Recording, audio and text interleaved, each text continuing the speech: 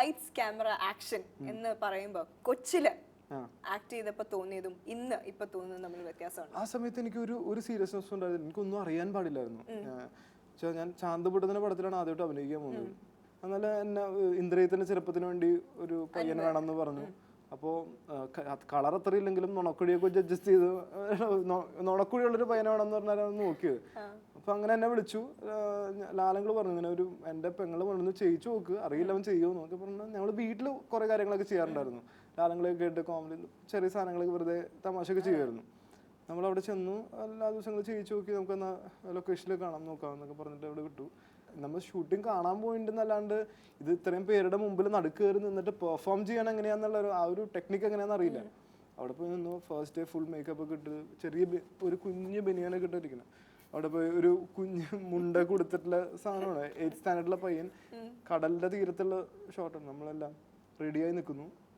First day full ചെയ്യാൻ നിൽക്കുമ്പോൾ ഭയങ്കര വെയിലും കാര്യങ്ങളുണ്ട്, ഷൂട്ട് നടന്നില്ല. വേറെ ദിലീപേട്ടയ്ക്ക് വേറെ കാര്യങ്ങൾ ഷൂട്ട് ചെയ്യണമെന്ന് തോന്നുന്നു. 2ാം ദിവസം ഇങ്ങനെ എല്ലാം റെഡിയായി പോയി നിന്നു. പേടിയുണ്ട്, കൈയും കാലും വേറെ ഒക്കെ ഉണ്ട്. പക്ഷെ അന്ന് ഷൂട്ട് നടന്നില്ല. 3ാം ദിവസം പോയി റെഡിയായി നിന്നു, ഷൂട്ട് നടന്നില്ല. അപ്പത്തേക്കും ഡിസപ്പോയിന്റഡ് ആയി. എന്ത് കഷ്ടം. ഞാൻ 4ാം ദിവസം കഴിഞ്ഞപ്പോ ഇന്ന് എന്തായാലും ഇത് ചെയ്തിട്ടേ പോകുന്നുള്ളൂ അങ്ങനത്തെ ഒരു ആറ്റിറ്റ്യൂഡായി. ഇവരുടെ അടുത്ത് എല്ലായിടത്തും ഭയങ്കര കൂട്ടുമായി. ചെയ്യാനൊരു പേടി ഉണ്ടായിരുന്നില്ല. നേരെ അങ്ങോട്ട് ചെയ്തു. ഫസ്റ്റ് ടേക്ക് തന്നെ ഓക്കെ ആയി. ലാൽ ദിവസങ്ങൾ ഭയങ്കര കാര്യമായിട്ടൊക്കെ പറഞ്ഞു.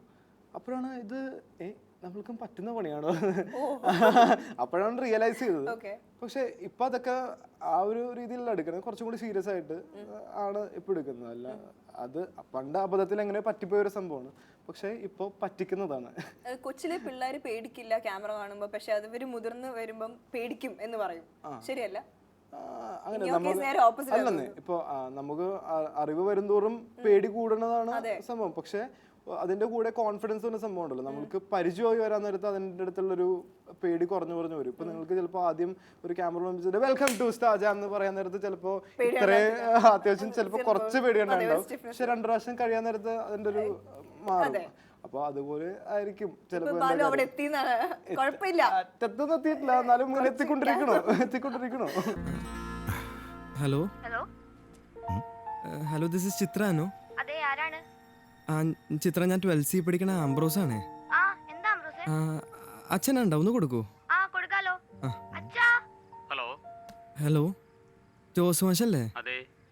ഞാൻ ആംബ്രോസ് ആണ്, 12th പഠിക്കണ.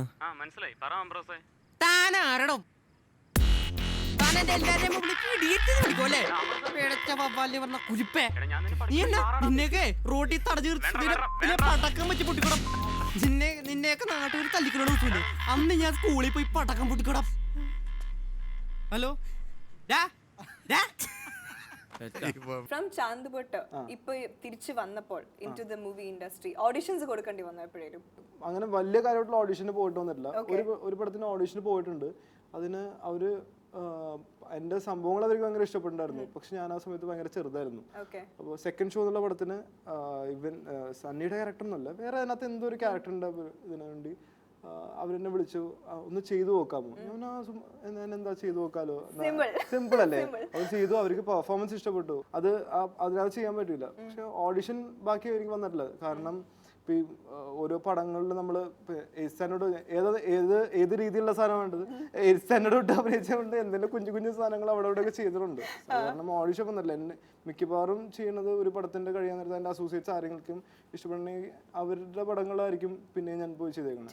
ഫിസിക്കൽ അപ്പിയറൻസ് ഈ പറഞ്ഞ പോലെ അത്രയ്ക്ക് ഇമ്പോർട്ടന്റ് ആണ് ഒരു ഓഡിഷൻ അല്ലെ കാസ്റ്റിംഗ് കോൾ? ചില ക്യാരക്ടറിനൊക്കെ വളരെ ഇമ്പോർട്ടന്റ് ആണ്. അല്ലാതെ ഒരു സ്റ്റീരിയോ ടൈപ്പിംഗ് വരുന്നുണ്ട്. അതായത് ഇന്ന ആളെ കണ്ട ഒരു ഹീറോ ലുക്ക്, ഇന്ന ആളെ കണ്ട ഒരു ക്യാരക്ടർ, അത് ഫ്രീക്ക് ലുക്ക്, അങ്ങനെ അല്ല. ഓരോരുത്തരുടെ ഇപ്പൊ ഓരോ ഡയറക്ടറിന്റെ മനസ്സിലുള്ള സാധനം പോലെ ഇരിക്കുള്ളൂ. എന്നുവെച്ചാൽ എന്റെ കഥാപാത്രം ഇങ്ങനെ ഇരിക്കണം എന്ന് ആ എഴുതുന്ന ആളും ഡയറക്ടറും വിചാരിക്കണ പോലെ. പക്ഷെ ശരിക്കും ആ ക്യാരക്ടറിന് എങ്ങനെയാണ് അയാളുടെ രൂപം. ഇപ്പോൾ ഒരു പിച്ചക്കാരനാണ് ക്യാരക്ടർ എന്നുണ്ടെങ്കിൽ അത് ചിലപ്പോൾ ഒരു വയസ്സന ഒരു 60 വയസ്സുള്ള പിച്ചക്കാരന്റെ ക്യാരക്ടർ എന്നുണ്ടെങ്കിൽ അയാൾ ഇങ്ങനെ ഇരിക്കുന്ന ആളായിരിക്കും. അതിനിപ്പോ നമുക്കൊന്നും ചെയ്യാൻ പറ്റില്ല. പക്ഷെ ഒരു റോൾ ചെയ്ത് കഴിഞ്ഞാല്, അങ്ങനെ ഒരു റോൾ ചെയ്ത് കഴിഞ്ഞാല് പിന്നീട് ഒരു സിനിമ വരുമ്പോഴും ഏകദേശം അതൊരു മനസ്സിൽ വെച്ചായിരിക്കും മിക്കവരും വരുന്നതെന്ന് തോന്നിയിട്ടുണ്ടോ? സ്റ്റീരിയോ ടൈപ്പിംഗ് നടന്നിട്ടുണ്ടോ? ഇല്ലാന്നേ, അങ്ങനെ ഒന്നുമില്ല. അത് പ്രത്യേകിച്ച് നമ്മുടെ ഇപ്പോഴത്തെ ഒരു കാലഘട്ടത്തിൽ ഒന്നും ഒരിക്കലും ഇല്ല. ഇങ്ങനത്തെ രൂപമുള്ള ആൾക്ക് മാത്രമേ ഇങ്ങനത്തെ ക്യാരക്ടേഴ്സ് ചെയ്യാൻ പറ്റുള്ളൂ, ഒരിക്കലും ഇല്ല എന്നാണ് എന്റെ ഒരു തോന്നല്. അറിയില്ല.